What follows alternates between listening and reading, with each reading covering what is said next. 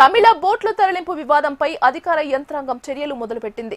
నెల్లూరు మత్స్యకారుల సమస్య పరిష్కరించాలని ఏపీ సీఎం చంద్రబాబు ఆదేశించారు. నెల్లూరు జిల్లా ఇన్ఛార్జ్ మంత్రి ఫరూక్ నారాయణ, కొల్లు రవీంద్ర, ఆనం రామనారాయణ రెడ్డి, మోపిదేవి, సోమిరెడ్డి, కోప్ చైర్మన్, మత్స్యశాఖ అధికారులు జిల్లా కలెక్టరేట్లో మత్స్యకారుల సమస్యలు, తమిళ బోట్ల తరలింపు వివాదంపై సమీక్షిస్తున్నారు.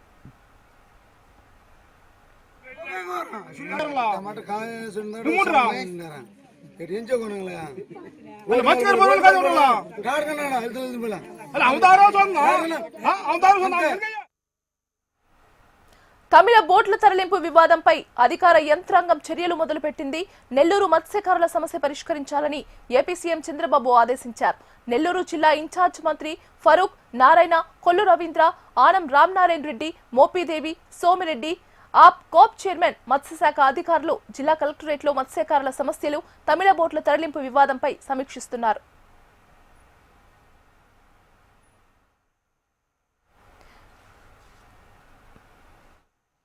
ఇక ఇదే అంశానికి సంబంధించి మరింత సమాచారం అందించడానికి మా కరెస్పాండెంట్ నరసింహులు ఫోన్లో సిద్ధంగా ఉన్నారు. నరసింహులు,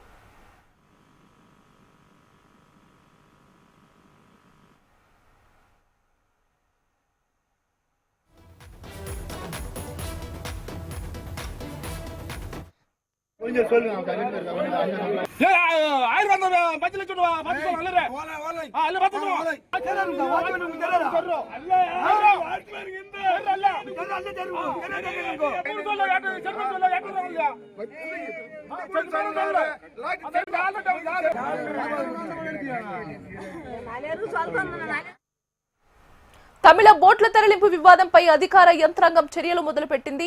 నెల్లూరు మత్స్యకారుల సమస్య పరిష్కరించాలని ఏపీ సీఎం చంద్రబాబు ఆదేశించారు. ఇక ఇదే అంశానికి సంబంధించి మరింత సమాచారం అందించడానికి మా కరెస్పాండెంట్ నరసింహులు ఫోన్లో సిద్ధంగా ఉన్నారు. నరసింహులు,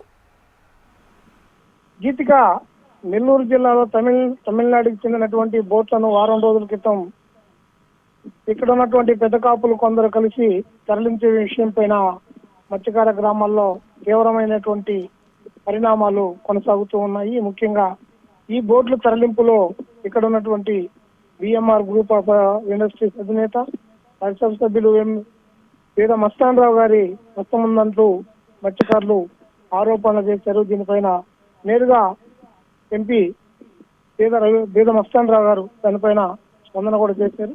ఇదే సమయంలో మొత్తం మత్స్యకార గ్రామాలు 164 గ్రామాలలో ఉన్నటువంటి ఈ మత్స్యకారులందరూ ఒకసాటిపైకి వచ్చి ప్రభుత్వ ఈ బోట్ల తరలింపును నిరసిస్తూ వేటను కూడా ఆపేశారు.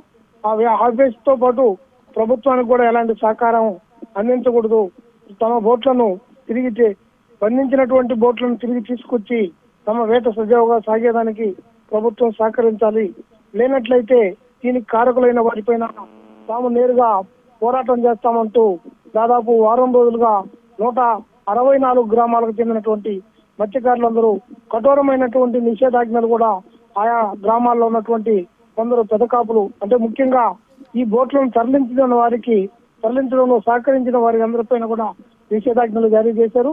మరోవైపు ఒక 4 కుటుంబాలకు చెందినటువంటి వారిని నిర్బంధించి తీవ్రమైనటువంటి అంటే ముఖ్యంగా తీర ప్రాంత మత్స్యకారుల ఆచార వ్యవహారాల ప్రకారం కూడా శిక్షలు కూడా అమలు చేస్తూ ఉన్నారు. ఈ సమయంలో నేరుగా అంటే ఒకవైపు ఎంపీ రాజ్యసభ సభ్యులుగా ఉన్నటువంటి మస్తాన్ రావు దానిపైన కౌంటర్ ఇచ్చిన అనంతరం ప్రభుత్వం ఈ పరిస్థితిని సీరియస్ గా తీసుకుంది.